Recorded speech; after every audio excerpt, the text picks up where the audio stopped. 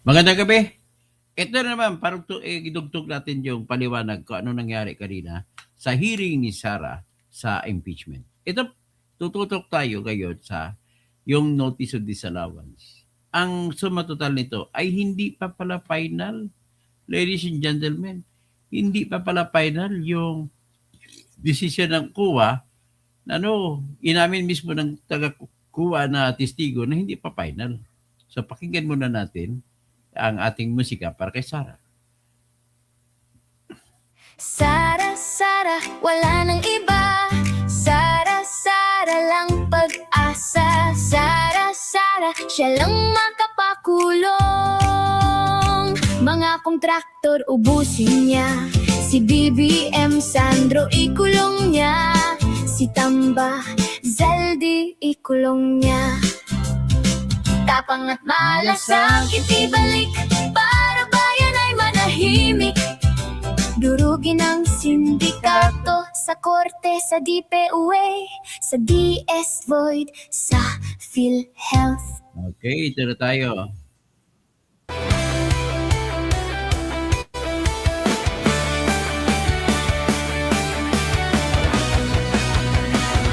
Sa Pilipinas, kilala ang tindig. Hindi kayang bayaran ni numan ang kanyang prinsipyo. Kapag may inapi, siya ang nariyan. Kapag may bayaran, siya ang hadlang. Hindi siya tiklop sa pananakot ng iilan. Hindi siya alila ng sino mang mayaman. Kung ang kapangyarihan nila ay inaabuso, hinahawi niya yan mano-mano. Kapag ang taong bayan ang nasasakal, siya ang unang sumusugot, tumatagal. Hindi pera ang sukatan ng halaga, kundi kung sino ang lumalaban para sa masa. Totoo kasing tirador, totoo kasing tirador. Kakapin ang naaapi, kalaban ng sakim na mandarambong. Totoo kasing tirador, totoo kasing tirador. Hindi kayang bilhin ang puso niyang matibay.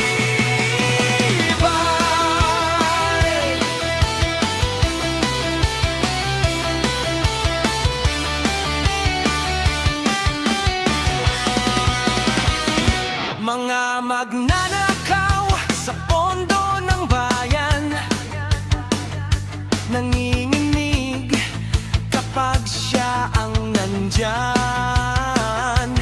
Bawat piso, bawat sentimo, kailangang sagutin sa mata ng tao. Walang ngiti para sa mandarambong walang pwesto, para sa sumisimsim kapag ang hustisya ang pinag-uusapan. Siya ang bantay sa gitna ng laban. Kung may nilulunod ang kasinungalingan, siya ang boses na hindi tatahimik. Sa bawat galaw ng mapagsamantala may salubong na paninindigan niya. Totoo kasing tirador, totoo kasing tirador. Kakampi ng naaapi, kalaban ng sakit na buwaya. Totoo kasing tirador, totoo kasing tirador. Hindi kayang bilhin ang puso niyang matibay. Hindi lahat ng malakas ay tama, hindi lahat ng tahimik ay duwag. Kapag ang bayan ang pinagkakaitan, siya ang unang humaharap. Totoo kasing tirador, totoo kasing tirador.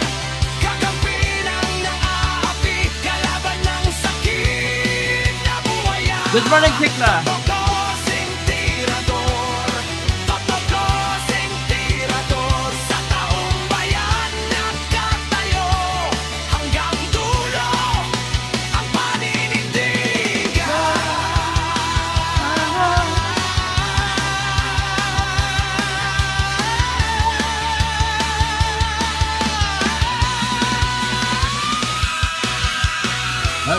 Okay. Dito naman tayo ngayon. Ito ang pag-usapan po natin ay yung pagpatuloy ng aking analysis sa nangyari sa hearing kanina. Dito tututok tayo sa pag-aamin ng auditor ng COA na siyang nag-audit kay Sara. Hindi pa pala pantay. At saka parang may pagpapakita na rin na nagkamali na siya sa kanyang pagsasabi, Audit Observation Memorandum, AOM, at saka yung kanyang mga desisyon. So, nakita natin na may butas ang desisyon ng COA sa mga confidential fund audit laban sa kay Sara Duterte. Dito pakinggan po natin. Magaling talaga na abogado si Kwan. Si Attorney Pua, parang ako. Ito Po. Yes, sir. At nabanggit nyo rin po na sumagot ang OVP dito sa Ito tayo mo pisa. Under 4.2 of the joint circular, all allocations of CF and or IF shall be supported with physical and financial plan indicating the proposed amount allocated for each program, project, and activity where disbursements pertaining to the CE and IE shall be based. Tama po. Thank you po, Mr. Witness. Dito po sa kanilang physical and financial plan, the program stated is actually the Good Government Program. Tama po ba? Yung binabasa ko lang. Based on the document, yes. Based on the document. At ang expected outcome ay safe implementation of OVP initiatives and confidence building. Based on the document. Based on the document, yes. At ang physical target will be number of areas with surveillance and confidential activities conducted or monitored. Tama po ba? Yes. As well as the number of activities. Mhm. Tama po ba? At ayon po dun sa binasa nyo, wala naman pong guidelines on how specific it would be. Correct?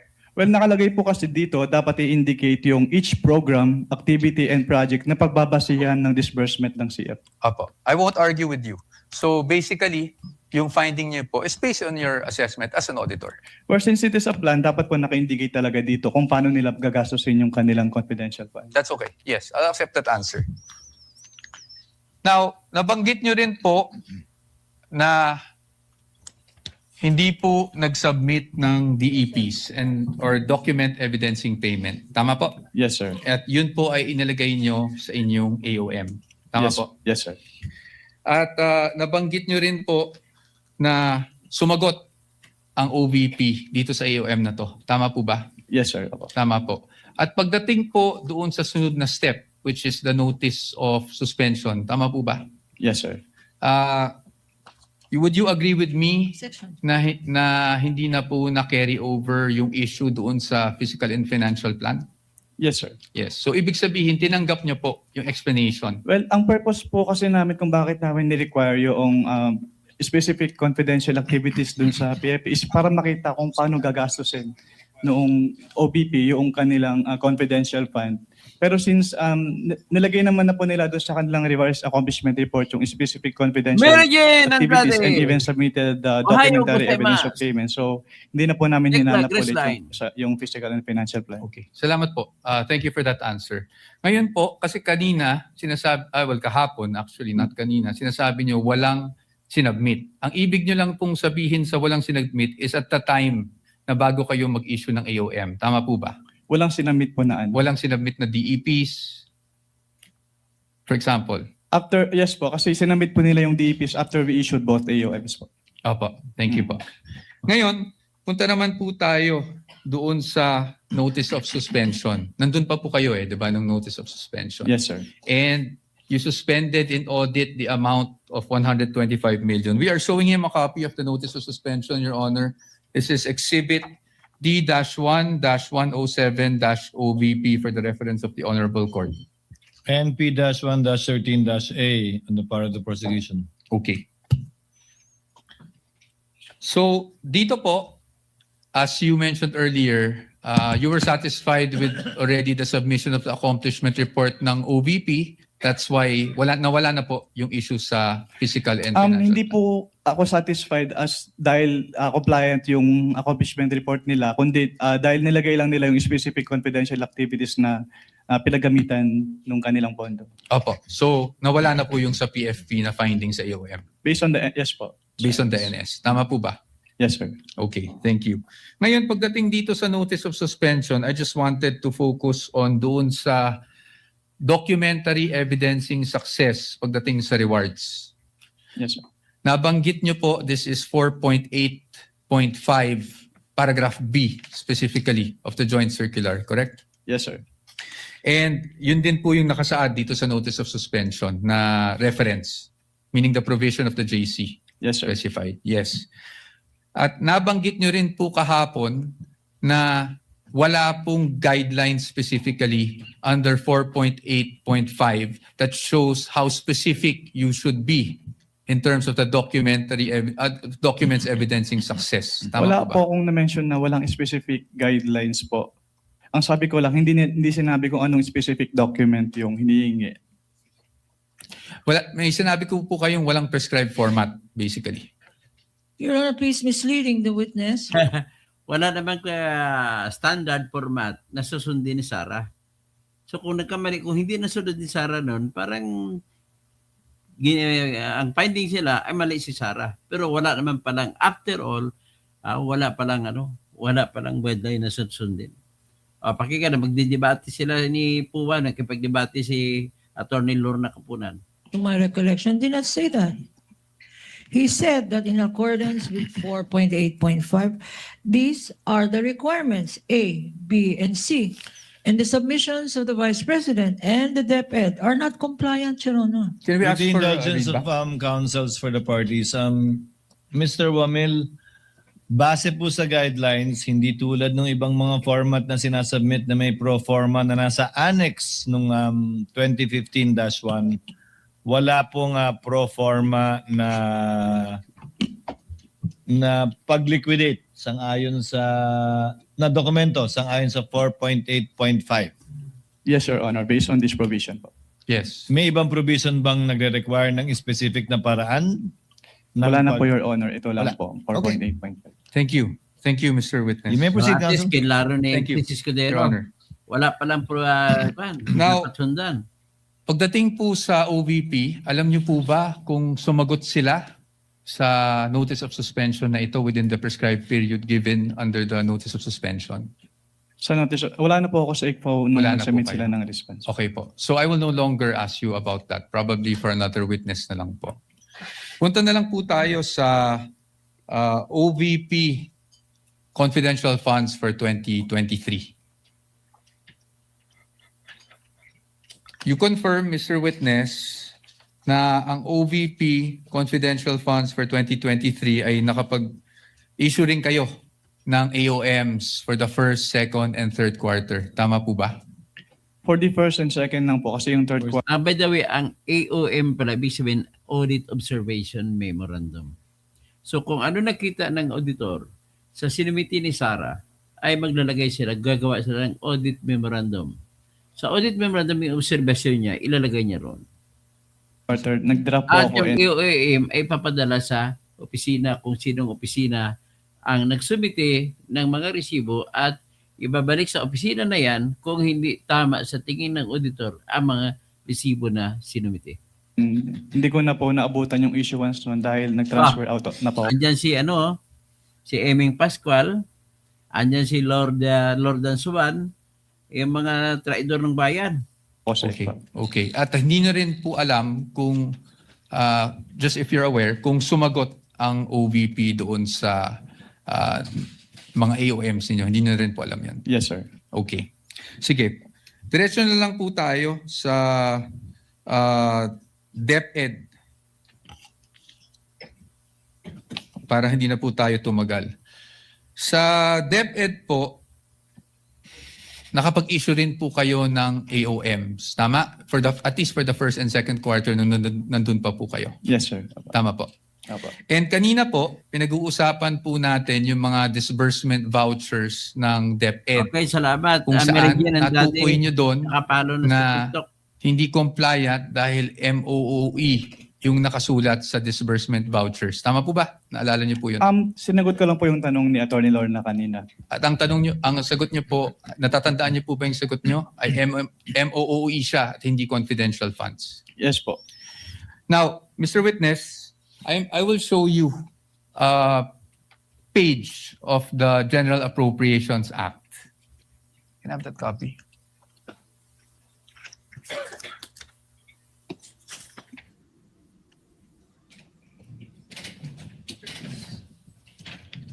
And for reference,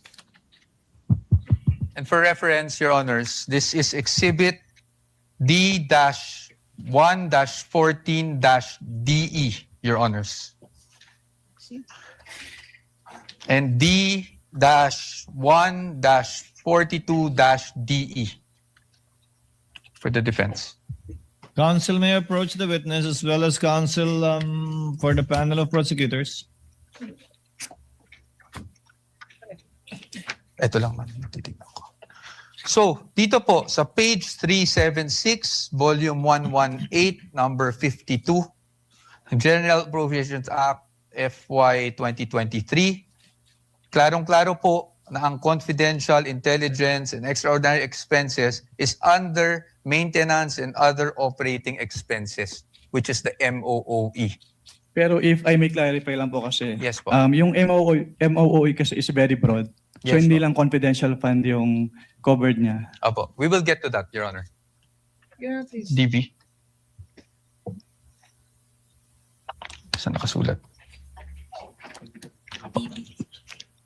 Thank you. Kaya po dito, sa ating naging disbursement voucher, Your Honor, with due respect to counsel. yes, of With course. permission of Manifestation Attorney again in the Poa, yes. document. Again, this Observations document, and manifestations, counsel? Your Honor, this document violates the original document rule. First, it is a photocopy. It is not even a photocopy of anything that is certified, Your Honor. Although, under the original document rule, you can dispense with the presentation of the original. If you present the original first and then substitute a copy, because a copy, a photocopy, is now considered likewise, if properly authenticated, as an original. This is a scrap of paper, Your Honor. We don't even know.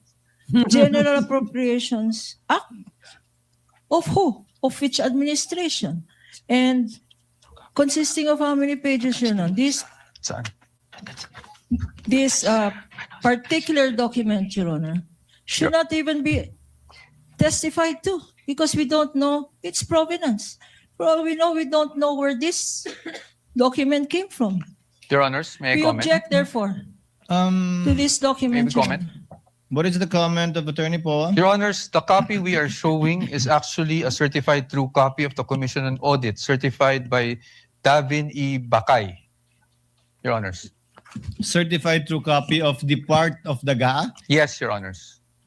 Anyway, counsel, we will be ruling on the admissibility of these documents when the formal offer is made after the presentation of evidence in chief by the respondents. We submit, Your Honor, but as another observation, Your Honor, we are aware, I think counsel is aware, that if you produce and you ask questions on a portion of a document, then you are compelled to produce the whole document, Your Honor. We want this on file. Produce the whole GAA. For all we know, Your Honor, there may be provisions in that GAA which contradicts the provision he's saying. So he is compelled under the rules, Your Honor.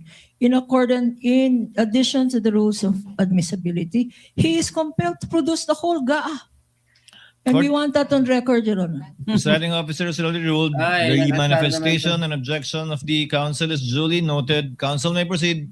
Thank you, Your Honor. And under the disbursement Hindi pinansin ang voucher, objection ni Exhibit D-1-58-DE, nakasulat po na MOOE, replenishment of cash advance under maintenance and other operating expenses authorized under page 376 of RA number 11936, which is precisely the page of the GAA. Pero marami po kasing nakalagay na expense items under MOOE in this page. Magandang umaga, Okay, we will Kevin. accept that answer, Mr. Witness. Wala nga napatunayan na binulsa ni Sara ang pera. hanggang Now, ngayon. Mr. Witness, pagdating po sa DepEd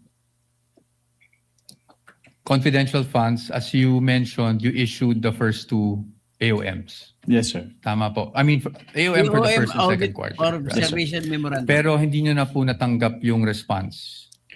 Hindi Kasi na- wala na kayo sa ICFAO. Yes, sir. But would you know, just curious, would you know kung ano yung present status nitong mga AOMs na to?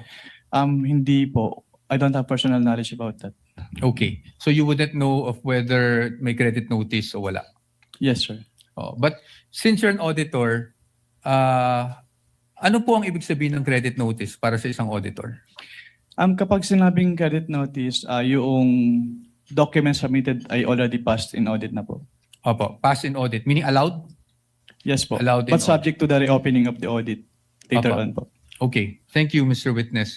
Ngayon, Mr. Witness, since hanggang doon lang naman, no, yung naging saklaw talaga ng inyong service, I don't want to prolong this any longer. Tabo, yung mga prosecutor, si Suwan, yung mga congressman nakikinig, hindi nila alam. Ngayon lang nila narinig itong katotohanan na hindi pala ganun.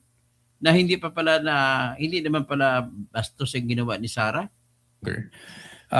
Gusto ko lang makita, based on your findings, AOM, di ba? Tapos yung notice of suspension para sa OVP and the AOMs for DepEd, these are preliminary findings, correct?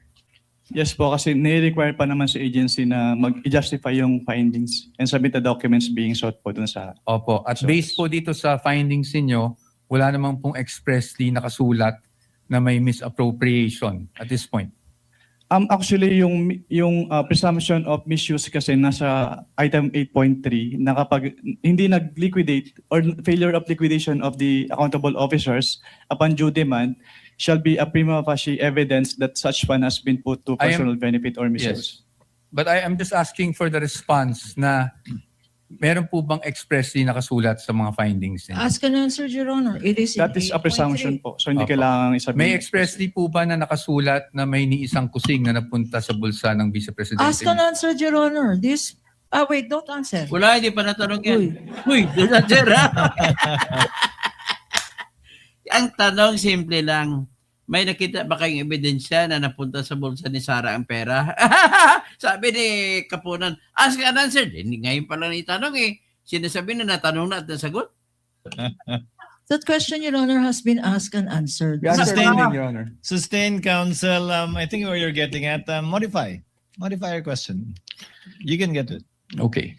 So, basically po, ang findings nyo ay preliminary lamang. Wala pong any conclusive finding pa as to any misappropriation. Yun lang po ang tanong ko. Ang sabi kasi sa circular, upon failure to liquidate, No, meron I ng am presumption.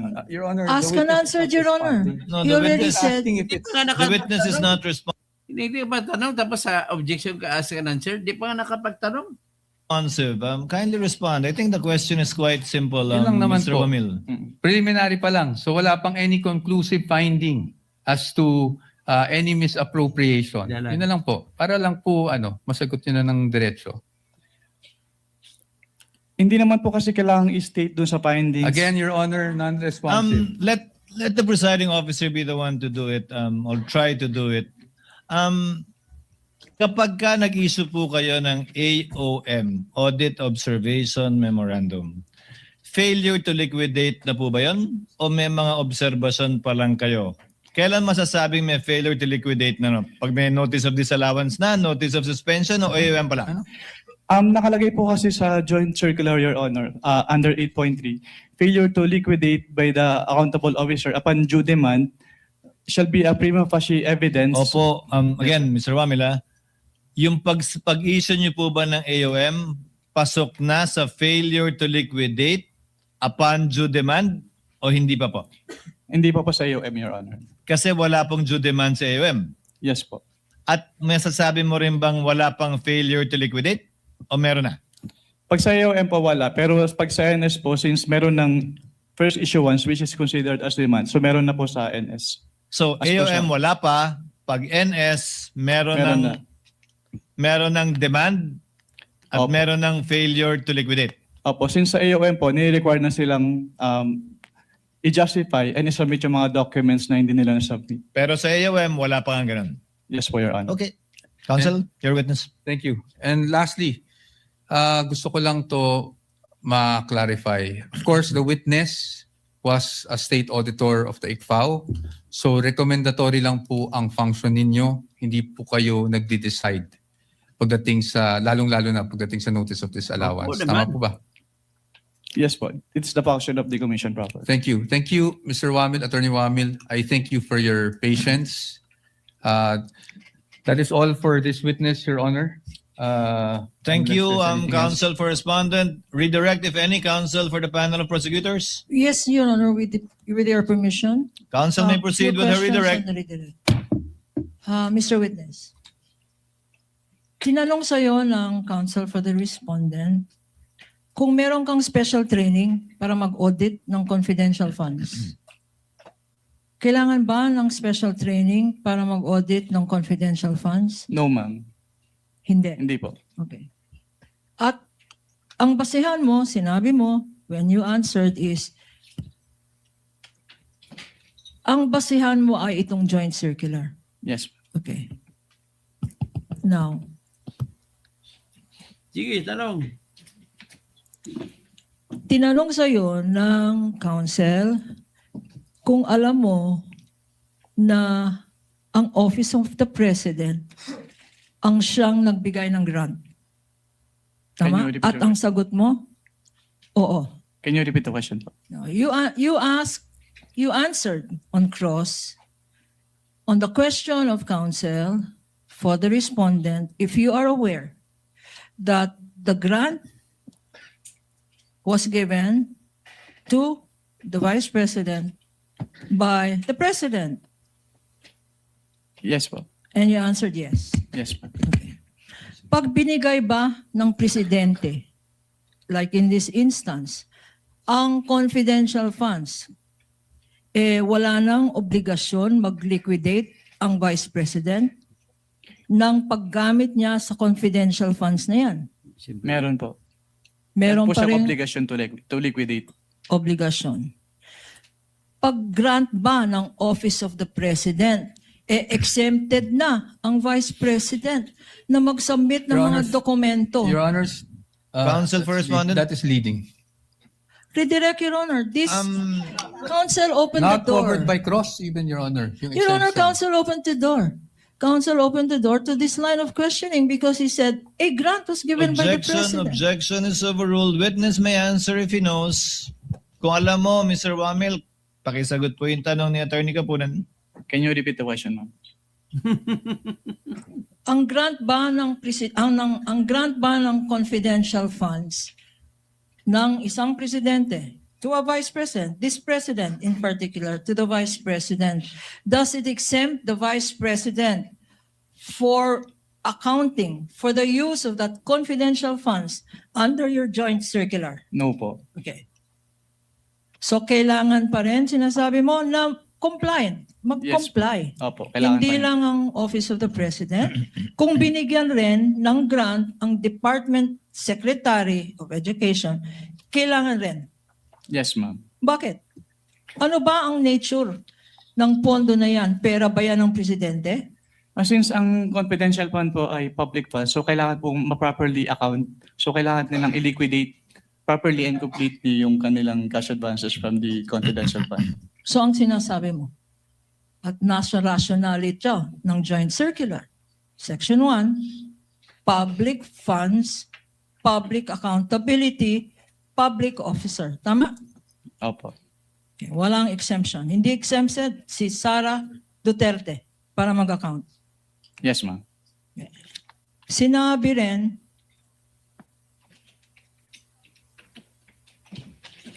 counsel for the Vice President also said, the Vice President also said, tinanong ka tungkol sa ano ba yung accrual method of accounting. Pakiulit, ano yung accrual method? So under the accrual method po, the expenses is recorded upon incurrence and not upon payment po. Okay. Allowed ba itong accrual method of accounting sa sa pag-evaluate ng confidential funds? No ma'am, kasi kailangan po talagang binayaran yung expenses po. Okay. So hindi pwedeng accrual, parang lista. Opo, Tama? hindi po pwedeng lista. Hindi pwedeng lista-lista. Kung binayaran, dapat cash out. Yes ma'am. Tama? At Opo. kung cash out, dapat may resibo. Tama? Yes ma'am, opo. So, hindi pwede ang accrual. Mr. Witness, okay, tinanong rin sa'yo. Itong utilization of confidential funds. Nakalagay, utilization of confidential funds. Tinanong sa'yo ng counsel, hindi ba dapat confidential rin? Do not divulge information on the use of confidential funds. Tama ba ang interpretation ng counsel for the respondent? Hindi Your po. Honor, that was not my interpretation. I was merely asking based on the memo, the COA circular that he read, Your Honor. Okay. Just that, just on that matter. Okay, Noted, based- witness may answer. Can you repeat the question ma'am? Ang tanong, okay, sabi ng counsel, confidential funds yan. Bawal ang mag-reveal ng confidential information, citing certain provision in the revised penal code, certain guidelines, which we haven't seen. Pag confidential funds ba, lahat ng information na hinihingi sa inyo, kagaya ng sang ginastos, yung milyon-milyon na yan sa medicine, oy, bawal yan. Confidential yan. Pwede ba yun, Mr. Witness? Hindi po. Since ang confidential fund po ay public fund, so dapat po ay properly accounted po ito. And since ang involved po ay confidential fund, so it must follow the strict accounting and auditing guidelines po to prevent misuse. Confidential ba yung, uy, bawal mo sabihin, sang grocery binili. As an Yung answered, Your pagkain na Honor. yan. As an answered. Asked and answered. Food, Your Honor. And As all an the answer, items Your there. Lahat ng items na sinabi natin. Food, medicine, As an transport. answered, Your Honor. I asked for a ruling. Your Honor, please, I only asked for the medicine. I know I'm itemizing because Asked and answered previously, counsel. Counsel for respondent Ulit is ko correct. talaga, mali ka naman. Kindly move on to the next point. Kapunan. now, Natanong mo na sinabi yan sa'yo na dapat, since this is accountable, strict, sinabi mo na ang pagka-interpret ng joint circular na yan, nandito sa dapat strict, no? Yes ma'am. Because public funds. ito. Tama ka, Kevin. Wala sila napatunayan. Pag hanggang sinabi ngayon. bang strict interpretation, and I will quote, strict accounting, the utilization of such funds is generally confidential and classified by nature, which requires not only strong internal controls. Tama? Yes po. Nakita ba natin sa mga dokumento na sinubmit ng Presidente, ng Vice President at ng Secretary of DepEd, nakita ba natin yung mga internal controls? Hindi po. Bakit? Kasi Your since may Honor, mga... the witness is incompetent to answer because he only based his audit on the documents provided. He has no knowledge on the internal controls of the Department of Education or the Office of Vice President, Your Honor. Your Honor, internal If the witness controls. knows based on his observation of the documents submitted to him only insofar as that is concerned, Mr. Wamel, you may answer. Since based on the documents po, may mga deficiencies pa rin po na noted. So it can be inferred na hindi strong yung kanilang internal control. Okay. Ano mga deficiencies na na-notice mo? Yung kanilang mga documents, some of the documents ay hindi compliant dun sa requirements ng Joint Circular 2015-01. Anong documents nga? Acknowledgement receipts na walang Acknowledgement dates? receipts. Yes po, walang date. Yung iba nakadate ng 2023 even if the period covered ay 2022. Ay, yung mga dates naman, walang dates, ibang maliin dates. Innocent mistakes lang yan. Liquidating documents para sa submitted 2023 para sa period 20. Hindi, obvious naman na 2022 yon. Nagkamali lang 23 lagay. Pero mo naman, sinamit ang document ng resibo sa iyo, Attorney Wamil, January 2023. So paano ka maniniwala na tama yung December 2023? January pa lang eh. 22. May internal control ba yan? Yeah, hinanapan mo ng butas yan. Hindi dapat magkamali. Dapat lang yung innocent mistake yan.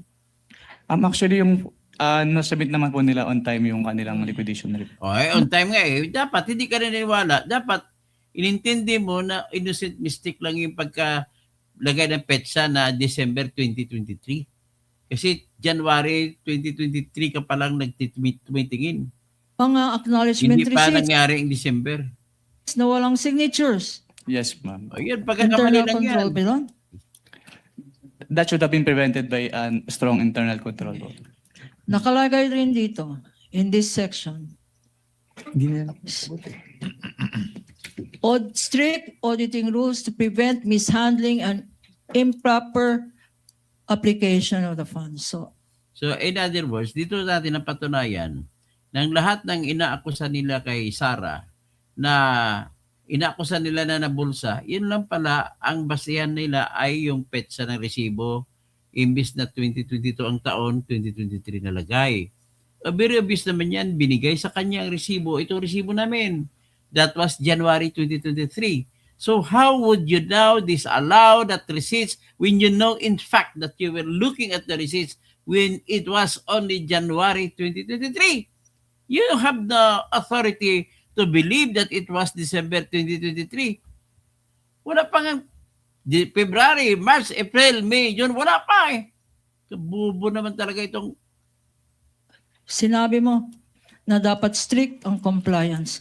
Ikaw pa, as a state auditor, meron ka bang discretion sa pag-apply ng rules na to? Can you repeat the question po? Okay. Ay, hindi. You said that the basis for your evaluation Tinanggi niya rin si are BBM the ng express publicity. provisions of these rules. Yes, ma'am. Do you exercise any discretion? We exercise po professional judgments. Kailangan po namin i-evaluate if yung documents ay compliant dun sa requirements. Okay. So, Professional judgment. Yes, ma'am. But is this judgment based on personal? yan, judgment call mo lang naman pala eh. So, nakita na ninyo, ladies and gentlemen, na yung mga resibo na tinitingnan na sinasabi na mali, na sinasabi nila kay Merikis Piatos, kay Rinan Piatos, lahat po yan ay allowed, pinapayagan ng batas. At hindi kailangan ibigay ang pangalan ng mga tao na kung sino talaga ang totoong makatanggap. At pinapayagan din niya ng batas na imbis na pera ibigay, ay medicine si bibigay. Pinapayagan din ng batas na imbis na pera ibibigay, ay pagkain ang ibibigay.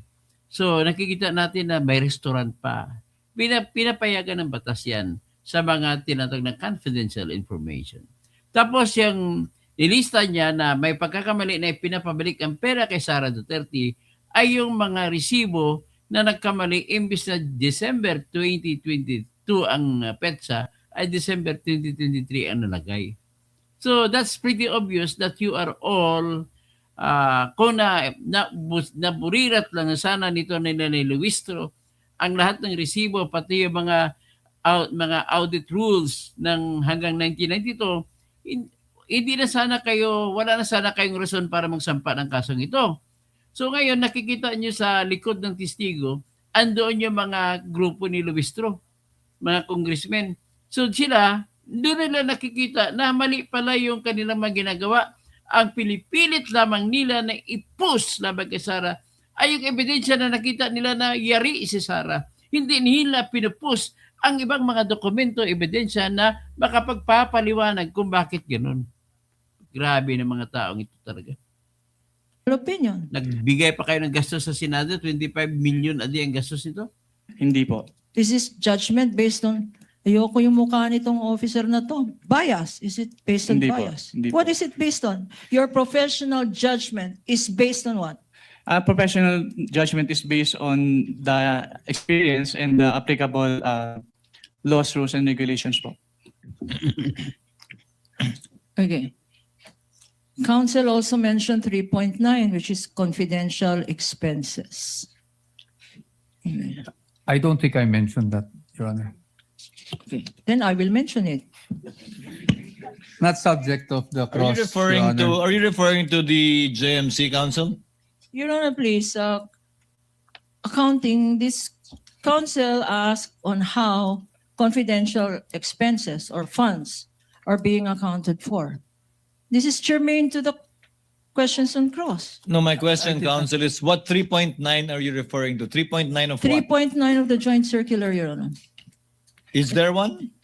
It's a confidential expenses, which is, it refers to those expenses pertaining related to surveillance activities, et cetera, Your Honor. Your On Honor, page 3. beyond the scope of the cross, Your Honor.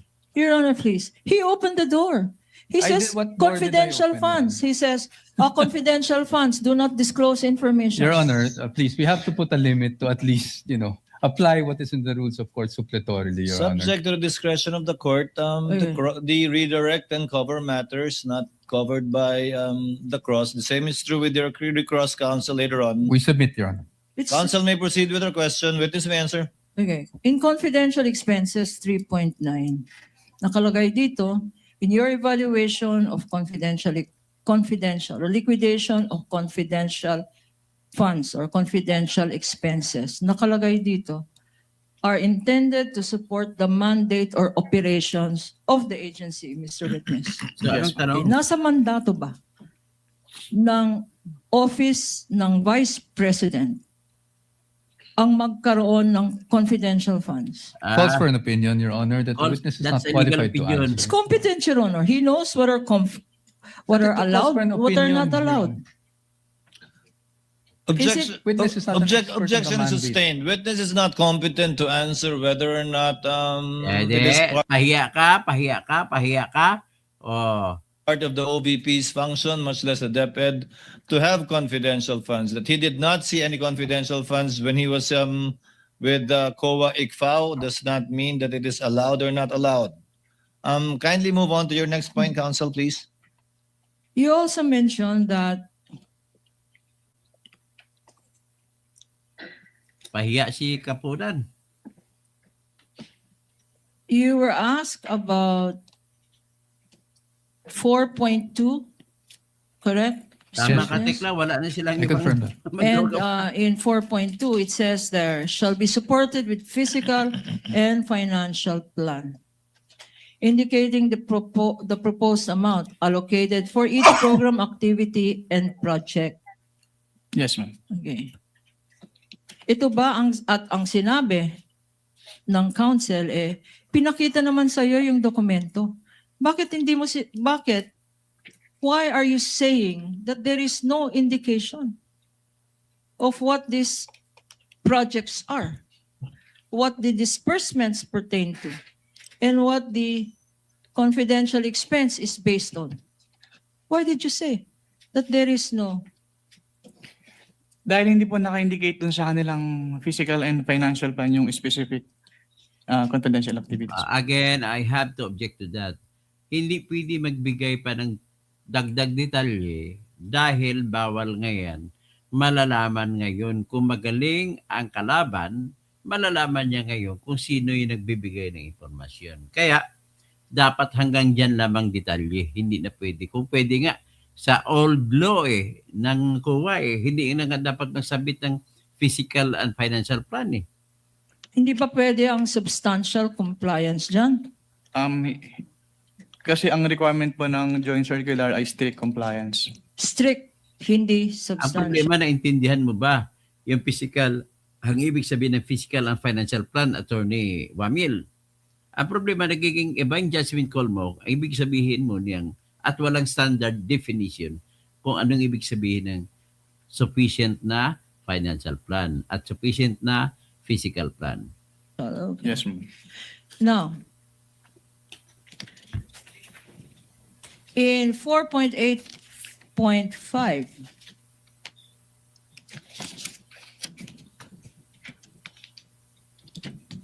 Bilisan mo tanong. okay, Council makes mention in his cross that sa Office of the Vice President, ang SDO, Senior Disbursing Officer, Special, SDO IC Acosta, tama? Sa OBP, yes ma'am. Okay. At sa DepEd ay Edward Parda. ang SDO ay si Fajardo. Tama? Yes ma'am. At tama daw, sabi ng council na tama lang talaga na sila yung payees. Yes ma'am. Implying na sila ang tumanggap. Yes ma'am. Implying na, ito ba, pag silang tumanggap, sila lang nakakaalam? Hindi po. Hindi. Opo. Kasi based on Bakit? the joint circular, si head of the agency po yung may responsibility to oversee the agency-wide use of the confidential fund and to ensure compliance with the requirements of the joint circular. So, Sino ang boss? si Sara, di siyempre. Sino ang head of agency ng Office of the Vice President? Sara ba? Si Vice President Sara Duterte po. Okay. At nakalagay dito sa Senate na provision 4.8.5, nakalagay as among the requirements, approval by the head of agency. Tama? Yes ma'am. Ito. At nakita naman natin sa mga documents na present natin, lahat may approval ng head of agency si Sara Duterte. Tama? Yung accomplishment report, yes Sa ma'am. accomplishment report. Hindi lang sa OVP, sa DepEd. Yes, Meron nakalagay, approved, attested, certified, correct. Sino? Even ang yung nag-certify. certification po nung accountable officer on the utilization of the confidential funds of both the OBP and DepEd ay attested po ni Vice President. So even if council says the SDO is Acosta for the OVP and the SDO for the DepEd is Fajardo, still the head of the agency, who in all the documents we have seen, signed, attested, approved, certified, is Sara Duterte as Vice Ulit-ulit ang President tanong and mo. as Secretary of the DepEd, correct? Based on the documents, yes ma'am.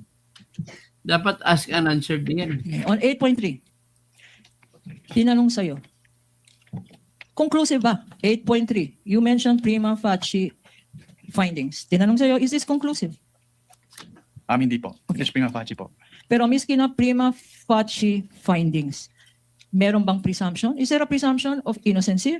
Is there a presumption of guilt? As a matter of fact, expressly says, there is a presumption of misuse and that it is used for personal objection. benefit. Tama? Based on this Nagkukonklud ka na provision naman. po, yes ma'am. And so far, unless proven otherwise, that presumption still holds. She is presumed to have misused Huh. or to have used it for personal benefit, Walang Mr. Witness, ebidensya na correct? ganun. Yes ma'am. Based on 8.3. Correct? Yes ma'am. No further questions, Your Honor. Meron pa daw. Council recross. Recross just 2 points, Your Honor. Just 2 quick Council points. I correspondent just may want to prolong proceed. this. Unang-una sa lahat po, ukol po doon sa acknowledgement receipts. Pagdating po sa mga undated na nabanggit nyo naman at nasa report nyo naman, you would confirm na sumagot ang OBP pero hindi na niya inabutan ang sagot or meaning hindi niya na alam kung sumagot man ang OBP doon sa notice of suspension. Yes po, hindi ko naman naabutan yun. So probably for another witness. Ngayon doon sa unang sinabi po ng kagalang-galang na si Attorney Kapunan sa pagiging exempt. Ni minsan ba humingi ang exemption sa inyo ang Vice Presidente sa audit ng kanyang confidential funds? Ang humingi po ng, actually meron nag-request po na kung pwedeng audit query na lang Opo. yung i-issue instead of Opo. AOM. So But hindi parang po exception exemption. po yun dun sa provision ng joint circular na AOM yung i-issue. Ang exemption po yung tinatanong ko. Just an exemption on the audit itself. The conduct of the audit, meaning nag-submit po ba sila ng liquidation reports? Yes po. Nag-responde po ba sila sa AOM nyo? Yes po, pero hindi pa rin po sila compliant dun sa requirements. No, Your Honor, I'm not asking that. I'm just asking for nag-submit ba sila? Did they respond to your AOMs? Nag-submit pero hindi po full yung submission. So they did not ignore your AOMs? At Pero least hindi pa rin po AOM full submission yung ginawa nila. The Your Honor, not question, responsive to Mr. witnesses, Wamil, is did they submit a response? Whatever your evaluation of the response, complete or incomplete, is another matter. Yes po, Your Honor. They submitted the response po dun sa AOM. So they That's all. submitted a response. That is all for recross, Your Honor. Again, Mr. Witness, thank you for your patience. Thank you. With the permission of our colleagues, it's 2:30 and session was called by the Senate President to be convened at 3 p.m. May we continue with our interjections for this witness tomorrow? Okay. So, wala na. So, at least nakita na niyo ang katotohanan. We saw everything. Wala pala yung bomba na pinagmamayabang nila. The most that they can be said is this. Na may mga resibo na walang petsa. Automatic, ginawa nila na disallowed na. Iniisip na misuse na ginamit na inisip na binulsa ni Sara. May mga resibo na mali ang petsa. Imbis na 2022 ay 2023 nalagay. So very obvious naman yan na dapat hindi ginawa sa judgment call dapat ng auditor. Dapat alam niya kasi nag-audit siya buwan ng January 2023. So how in all earth can he say that he must believe in the date that has the year 2023 when he was doing the evaluation in January 2023, yet malayo pang buwan ng December. Dapat alam niya na December 2022 yun. Hindi niya lang ano. Next is, marami pang ibang mga, kumbaga clerical error ang lahat, kumbaga typo errors ang lahat. Pagkatapos, yung isa pa doon, yung kulang daw yung physical and financial plan. Ang gusto niya, mangyari sa physical plan, yung pag-implementa ng project, kailangan i-detalye pa, hoy, malalaman ng kalaban kung saan pumunta. Ay, bumili kami sa Mercury Drug din sa Cotabato City. Eh di, alam na kayo kung saan. Do not give a hint. Sa 1992 Audit Memorandum Circular, nagsasabi na any hint bawal. Any hint bawal. Baka malaman, kita mo namatay po si Hector Mabilangan ng NPA. Siya nagbibigay ng informasyon kung saan si Caro Jer noon. Di ba? Ganon lang ho kasimple. Kaya nung nagpakasal sa simbahan sa Quezon Town, si Hector Mabilangan ay pinatay siya paglabas sa simbahan. Ang pumatay sa kanya, NPA rin. Ganon po yun. So, ganon kadelikado ang mga informasyon, kaya nga binibigyan ng liwi yan. Kita mo nga, kahit ano pwede may bigay, hindi lahat pera. Kanila naman hinanap nila pera. An example of that is what the CIA did in the case of launching a manhunt for Bin Laden. Hindi nila alam kung saan si Bin Laden. Ibis na pera ang binigay nila doon sa kapalit ng telephone number para kay Bin Laden, ay binigyan nila ng Ferrari kasi iyan ang gusto ng ahente. Ha? So, kaya yan po ang audit rules. So, you must learn. Thank you naman, Tekla, at natututo kayo. Ganun po yun. I-continue natin kasi bukas, mag-interjection naman, question naman mga senador. The same with this. Magandang gabi po. Kababayan ko, huwag magpaapi. Merong api dahil nagpapaapi. At laban lang, tuloy lang. Laban Alex, yan tayo. Ha? Si Iyala. Green lang po ang kulay ng kanyang ginagamit lagi. Hindi ibig sabihin na makasara siya. In fact, ang alam ko nga, makabibiim siya eh. Oo, di ba? O yan, hanggang dyan lang tayo. Magandang gabi po, magandang umaga po sa inyo. At may gagawin pa ako. Maraming salamat po sa inyo lahat. Tekla. Tulog na ba ako? Sabi ng asawa ko, na-interni ba? Good morning, Kevin. Harap. Hanggang dyan lang po. Mary Jane Andrade. I-like niyo po ako. I-follow niyo ako sa TikTok, sa Instagram. Ang TikTok ko, 3 account ko ata eh. Instagram, sa Facebook, at saka sa Twitter. Okay, magandang umaga po. Kabayan!